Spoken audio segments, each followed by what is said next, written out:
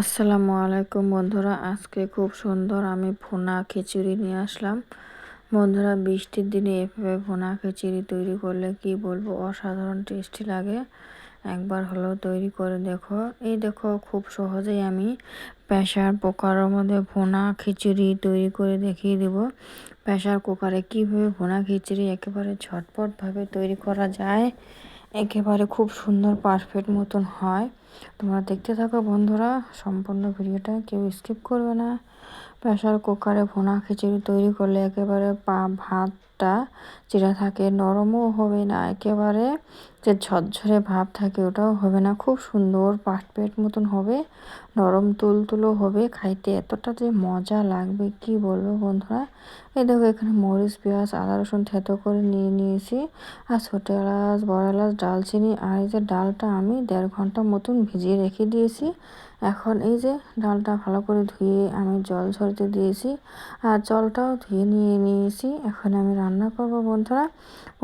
আদা রসুন তোমরা চাইলে পেস্ট করে দিতে পারো, আমি থেতো করে নিয়ে নিয়েছি। বন্ধুরা, সবাই লাইক কমেন্ট করে ভিডিওটা দেখা শুরু করো, আর কেউ স্কিপ করো না, ভিডিওটা ফুল ওয়াচ করো বন্ধুরা। একেবারে সহজভাবে দেখিয়ে দিব প্রেসার কুকারে কীভাবে ভুনা খিচুড়ি তৈরি করা যায়। একেবারে সিম্পল আর ঝটপট করে তৈরি করা যায়। কিন্তু বন্ধুরা, আমাদের যখন তাড়াহুড়া পড়ে বৃষ্টির দিনে, বা তাড়াহুড়া পড়ে কতটা আমরা অন্যরকম বিজি থাকি অন্য কাজে, তার জন্য প্রেসার কুকারে এভাবে একবার হলেও ভুনা খিচুড়ি তৈরি করে দেখো, কতটা টেস্টি লাগে বন্ধুরা। আমি সরিষার তেল দিয়ে দিয়েছি।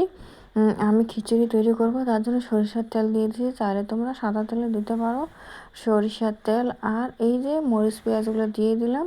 এখন এগুলো ভেজে নিব বন্ধুরা। মরিচ পেঁয়াজ দুটো দিয়েছি, মরিচটা ঝাল যেভাবে খাবো ওইভাবে দিতে পারো। খুব সুন্দর করে আমি কিন্তু ভালো করে নেড়ে চেড়ে নিচ্ছি। মরিচ পেঁয়াজগুলো একটু হালকা করে ভেজে নিব। এই দেখো, একটু হালকা করে ভেজে নেওয়া হয়ে গেছে কিন্তু বন্ধুরা, খুব সুন্দর করে হালকা করে ভেজে নিচ্ছি। আর তেলটা পরিমাণ মতন দিবা বন্ধুরা, যেরকম বানাবা ওই রকম করে তেলটা একটু পরিমাণ মতন দিতে হবে। এই যে জল, ডাল, এগুলো লবণ, মশলার গুঁড়ো, হলুদ গুঁড়ো, আদা রসুন, ছোটো এলাচ, বড় এলাচ সবগুলো আমি দিয়ে দিয়েছি। এখন আমি খুব সুন্দর করে নেড়ে চেড়ে নেব বন্ধুরা। এটা আমি 2 মিনিটের মতন ভালো করে খুব সুন্দর করে এটা আমি নেড়ে চেড়ে নিব। তাহলে না খিচুড়ির টেস্টটা বাড়িয়ে যাবে অনেকটাই। যদি ওভনে ঢেলে দিয়ে জল দেই বন্ধুরা, তখন কিন্তু আমাদের খিচুড়ির টেস্টটা একদম বাড়বে না, কি বলবো, আর টেস্টও হবে না। এইভাবে তোমরা দিয়ে ভালো করে 2-3 মিনিট যদি খুব সুন্দরভাবে একটু নেড়ে চেড়ে নাও, গ্যাসটা একটু মিডিয়াম টাইপের দিবা, দিয়ে 2-3 মিনিট একটু এইভাবে নেড়ে চেড়ে নিবা। কি বলবো, তোমাদের খিচুড়ি কিন্তু অনেকটা টেস্ট হয়ে যাবে। এই দেখো, খিচুড়ি আমি 2-3 মিনিট নেড়ে চেড়ে হয়ে গেছে। এখন আমি জল ঢেলে দিব বন্ধুরা। জলটা পরিমাণ মতন দিবা তোমরা।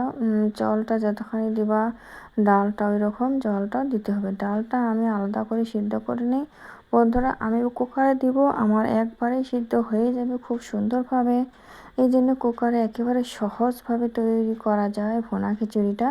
এখানে কোনো আমি আরও একটু জল দিয়ে দিব বন্ধুরা, এগুলো জল কম হবে আমার।